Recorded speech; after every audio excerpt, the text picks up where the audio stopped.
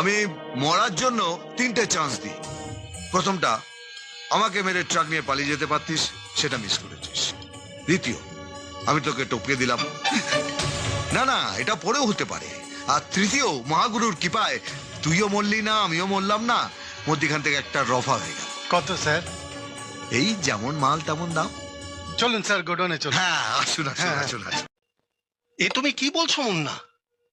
রুদ্র সেন ঘুষ খেয়ে আমাদের ট্রাকটা ছেড়ে দিয়েছে? হ্যাঁ না, বেশুরো এ আমার বিশ্বাস হচ্ছে না। হ্যাঁ স্যার, আপনারা বিশ্বাস করুন, আমি নিজের হাতে ওকে টাকা দিয়েছি। না না না না, ব্যাপারটা গোলমেলে মনে হচ্ছে। আমি রুদ্র সেনকে যতটুকু জানি, ও সৎ বাপের সৎ ছেলে, ঘুষ ও খাবে না। ঠিক বলেছেন, ঠিক বলেছেন। ও ঘুষ খেয়ে আমাদেরকে ফাঁসাবার চেষ্টা